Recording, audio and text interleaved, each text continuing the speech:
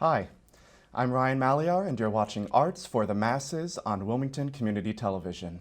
The arts are alive, and on this program we seek to share the work of nonprofit arts organizations in Eastern Massachusetts and beyond.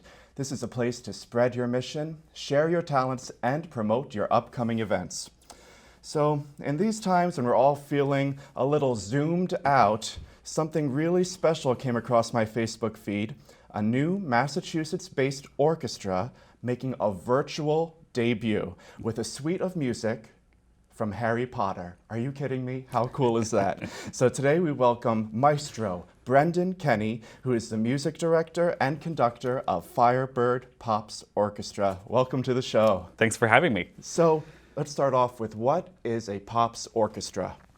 So many people are familiar with just the overall concept of, say, like a symphony orchestra that you would go to, Boston Hall, the Pops Hall, to go see. And a Pops orchestra takes that kind of in the off season and makes it more about popular music. So film, TV, Broadway, and even some light classical pieces that people know pretty well. And that's the repertoire that we draw from and perform on in like the summer, basically. Awesome.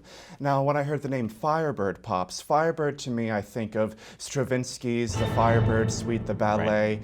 and also the image of the phoenix comes to mind. Exactly. And I don't think that was an accident there. Here we came out of the destruction of COVID, out of the ashes, and out comes the beautiful Firebird Pops Orchestra. Tell me about the name and how you got to it. Right, of course. So we're kind of lucky in that we have that double meaning and that people recognize it from both angles.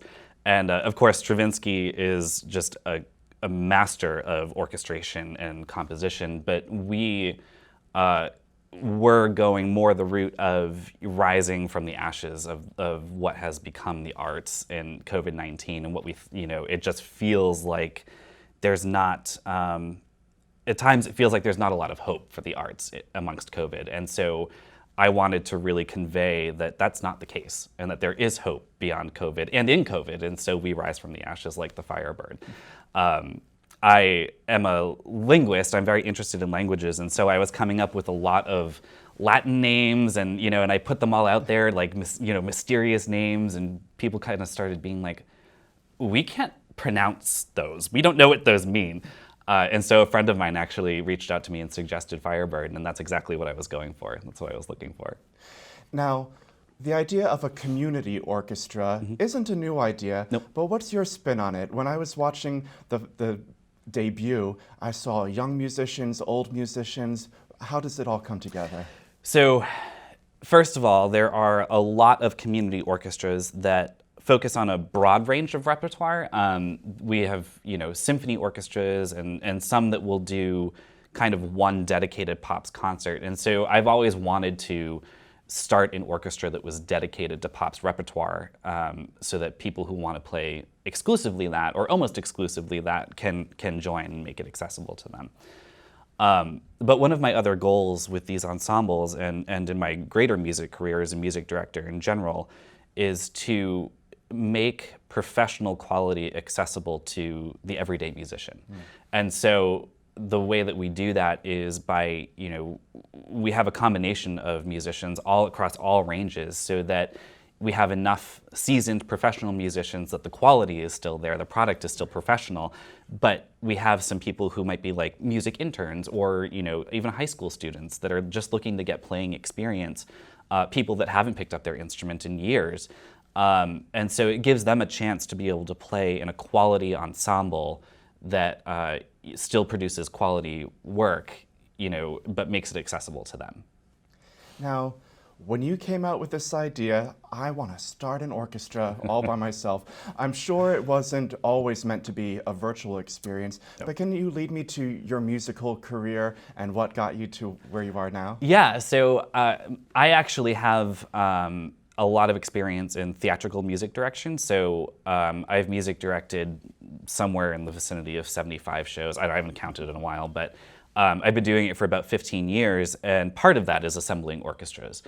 And I've always found that the part that I enjoy most about theater is putting the orchestra together and actually conducting the show. And so I've known for quite some time probably the end of my high school years that I wanted to form some sort of community orchestra so that I could focus on that. I could focus on the conducting and the actual, shaping of the ensemble, which you don't always get to do in musical theater because it's a fast-paced thing. So that's where it came from. Really, was just the desire to want to stand up in front of an ensemble of musicians, do what I love doing, and give them all an opportunity to do what they love doing. I think you hit upon something really interesting there, is to give people an opportunity to do what they love doing.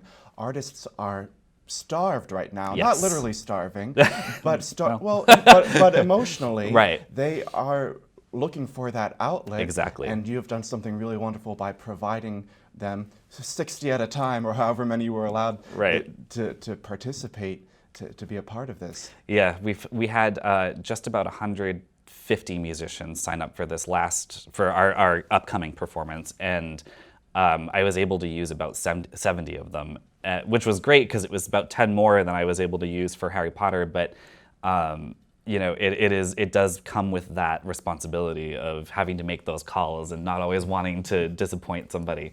But I'm really excited with the ensemble we've ended up with and what the orchestra has ended up looking like. What goes through your mind when you're picking out the music to perform? Is it a balance of, this is what I love, this is what I really want to be conducting right now, or is it also, this is what I think our audience might like the best, and this is what our musicians might play the best? Right, so all of that. And it's interesting you ask that because the piece that we debuted with, the Harry Potter suite, I actually physically purchased that music back when I decided I wanted to form the orchestra, with the idea that someday, maybe a decade, however long, that I would stand in front of this ensemble and conduct it. And of course, I didn't imagine doing it virtually the way that we did, but nevertheless, it happened. So when I went to go form the orchestra, I thought about the repertoire in the way that, what do I want to conduct first? And that was the Harry Potter suite. And that had the fortunate characteristic of appealing to a wide range of people as well. Absolutely. So that was just a double win, a win-win situation. And for the following repertoire that we're looking at, it's definitely looking at appealing to what's the marketing pull, what's going to appeal to the masses, what do the musicians want to play, and what can they play well. And all of those things combined, especially in a virtual environment, it's really important That's to another layer of difficulty on top of all of it. It's really important to consider what you're going to be able to pull together virtually. And so all of that goes into it, but mostly it's what's going to bring joy to the people that are involved, and that's the most important part, and the people that are witnessing it. So we're about to show a little clip from the Harry Potter suite. Oh, great. Tell me what we're going to see right now. So you're gonna see 60 musicians performing together, some very difficult music, a lot of griping. A lot of musicians are going, oh my God, look at all these black notes. And they're all performing from their homes. And they were watching a video of me conducting, and they recorded individually and sent me all their parts and videos, and I compiled it into what you're about to see. Excellent. It's really amazing. So let's take a look at that right now.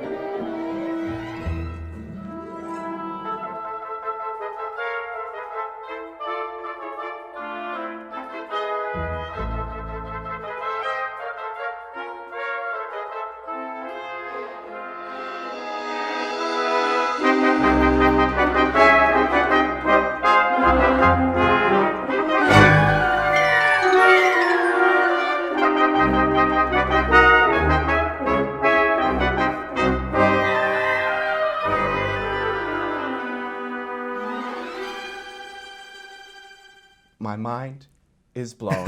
How did you pull that off, Brendan? What are your secrets? Can you just walk me a little bit through the process here? Because since this whole quarantine and coronavirus started happening, people have been really trying to pull together these virtual orchestras, virtual ensembles. We see the Eric Whitacre Choir, Of course. which is sort of the gold standard Yep. for a beautifully produced piece. This is up there amongst them. You're very kind, thank you. It's very impressive. Walk us through the process in case someone needs a few tips and pointers. Oh, of course. And I've been lucky enough to be able to visit some school districts and be able to talk to the music staff there about how to make this translated into their curriculum. So it's like suddenly a new need. It's In the curriculum, okay, and you're putting together a virtual choir. The entire Christmas concert will be virtual. Right, exactly. Go for it. And how do you do it?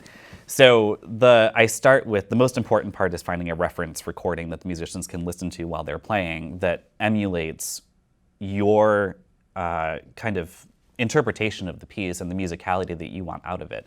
And a lot of people will put out, because of course lots of people are doing this virtual, collaboration, and a lot of people will put out what's called a click track. So it'll actually click the tempo that the musicians are supposed to play to. That's and what they do for a lot of the ones that are in person when they're showing the movie right behind Correct, them. right. When the symphony plays and it's music from E.T. and you see it right behind you on the big projection screen. Yep, occasionally there's a click for that as well. But the other way that they do that too, for the conductor, they have a monitor of the film, and there are what are called streamers and punches that go across it, which is also used for, or used to be used for, film scoring. So what happens is they identify key points in the score, and 2 seconds before you hit that key point, there's a streamer that goes across the screen. And as soon as it hits the other side, there's a punch, a flash in the middle of the frame, and that's exactly when you're supposed to hit that key point in the music. So that's like where the crescendo is, that's where that beat is. Exactly. Okay. And so I thought, hey, I can actually repurpose that idea, the streamers and punches, to allow for a little bit more musicality in this context. And so that's what I did. I listened to the reference recording that I chose. I filmed myself conducting it, and then I layered streamers and punches over it to keep everybody together rather than using the click. And that allowed for the musicality that came out of it, rather than strapping the musicians in. So they listen to it and they record their parts, and then they send me the files, and I strip the audio out of it. I mix the audio down by section, and then I mix it. GarageBand? Correct. Yes. Yes. Which I wasn't sure was going to work, but it's a great tool, and it's so accessible to so many people that it worked for me. Yeah. Try it. You don't have to. It's not an added cost usually. So mixing the audio down by section, and then into the full orchestra, and then lining everything up in video. And that's the part that takes the longest. Well, I think it was definitely worth the effort. What sort of reaction have you received from Oh my this? gosh, beyond anything that I ever expected it to be. I thought we might have, eventually we'd get up to like 1,000 views, and people would be like, oh, this is nice. Yeah, that's a great collaboration. Brag. What are we at now? Right. We've gotten up to about 40K. Yes. But combined, and it's been picked up by all sorts of media, and I'm just really, really pleased that it's been bringing as much joy to people. The smiles on the musicians when they shut off their recordings at the very end of the piece that's just the best part of all of it. Yeah, and we don't even get to see that. No, well, actually, I did leave some of it in at the very end, but when the Firebird logo is over it, you can actually see there. Like, I left it. I got yeah, to play that. and that's why I did great. that, is so that you can, if you look closely, you can see some of them kind of wave or smile, and Yeah. it's really great. So you do have a project coming up for this October, We do. something a little Halloween-y. Different. What's coming up? So we've done film with Harry Potter, and now we're pivoting and checking the Broadway box, and we'll be presenting a medley. My favorite box. Yeah, it's a great box. We'll be presenting a medley from Phantom of the Opera with a real acoustic pipe organ playing the organ parts, and about 70 musicians. No synthesizer there. No, Where's that we organ coming from? will not be synthesizing. We have an organist up in Northampton that actually has access to a gorgeous 34 rank Austin organ that he's going to play it on. So really looking forward to that. Keep an eye out for that coming in October. Now, what are the big picture goals for Firebird Pops Orchestra? When you were originally putting this all down on paper, clearly, I don't think it was going to be a virtual orchestra to Nope. begin with. So is the goal still to eventually perform in person? Yes, yeah, of course. I think at this point, virtual performance will always be some sort of the story of Firebird, definitely from our formation, but I think it'll definitely be a part of our performance going forward. But we do want to provide in-person concerts for the community. And so whenever we're able to do that, we'll be performing around the north of Boston, North Shore area. Terrific. Where can people who are viewing right now find some more information about Firebird Pops? So you can sign up. Right now our website is a little bare bones because we're in the process of launching it. We're still very new. But you can sign up for our newsletter at firebirdpops.org. And follow us on Facebook and Instagram and Twitter, and that's where most of the information is most readily available. So that's facebook.com/firebirdpops. Tell me a little bit about working with young people, because I know you have a real passion for bringing some education and passing down this awesome musical knowledge that you have. Yeah. How is that going to play into this nonprofit's overall goals? So going back to providing opportunities for musicians to perform and in a quality situation, a quality ensemble, my goal is to form projects that will allow people of all abilities to participate. And in fact, one of the things on the docket coming up next, which I'm really excited about, is going to be something of a sorry wrong instrument performance where either members of the orchestra that play a secondary instrument will pick up that instrument and play. It'll be an easier piece. Or even high school, junior high students, however it shakes out, just to sit in and have fun without the pressure of producing something very high quality, to give people a chance to exercise those chops. Okay. So examples like that, working in those types of opportunities from now and into the future. Now, upcoming The Phantom of the Opera program has already been cast, essentially. Correct. If musicians are just seeing this for the first time and they're wondering how they can get involved in the future, either to support you or to play themselves, where do you post your auditions? So there is a newsletter category for Firebird musicians. So if you go to the website and you sign up for the newsletter, you can check Firebird musician, and then you'll get all of the performance notifications to your email. But there's also a group, if there are musicians who are unaware of it, that I run for Greater Boston musicians that you can join on Facebook, called Call for Pit Orchestra Musicians. And I post there most of the announcements. Can you let us in on any other future projects that you might be brewing in the back of your mind? There has to be something holiday themed coming up. There will be Christmas, okay. Yes. I just recently had a composer of a movie that I'm not allowed to say yet reach out to me to talk about performing some of the score from that movie. Okay. So we have some big stuff on the horizon, along with the sorry wrong instrument and all those fun things. But yes, the next big thing will be Christmas. Did you have any fear that there would be judgment in you creating this project by yourself? Fear that people would say, "Who does he think he is?" I mean, I would never say that. Right, sure. But what does he think this is? The Boston Pops? Did you have any fears, and how did you address those? I mean, it's an interesting question, and I think on some level, perhaps I did. But at the end of the day, I know that what I'm doing is providing for musicians that don't have opportunities in this time. And so I think if there were those thoughts, I knew what my intentions were, and the good that it was doing. And so I just said, you know what? Go for it. Like Brendan, stop thinking about that and just go for it and do it. And and the end result is ultimately what came of that is just having the confidence to know that whatever you put out there in these times, whatever you're able to do, is worth it. I've talked a lot about the restrictions and constraints that working in this virtual medium have sort of forced upon you. Have you found any liberation in any of this too? Is there anything like, oh, that was easier than it ever would have been in person? So yes. launching an orchestra in the middle of a pandemic actually is not as difficult as it sounds. It's There you actually go, words of easier. advice. Yeah, it's actually easier because we didn't have to worry about the logistics. We didn't have to worry about hall rental. We didn't have to worry about publicity gaining an audience to meet a budget, which we will run into eventually, God willing. But it's really just it opened up an opportunity to debut the orchestra in a different way. That was free of all that, and so I think that's one of the greatest benefits of this situation. Brendan, it's been an absolute pleasure to have you on the show today. Thank you. Same here. Well, that brings us to the end of Arts for the Masses here on Wilmington Community Television.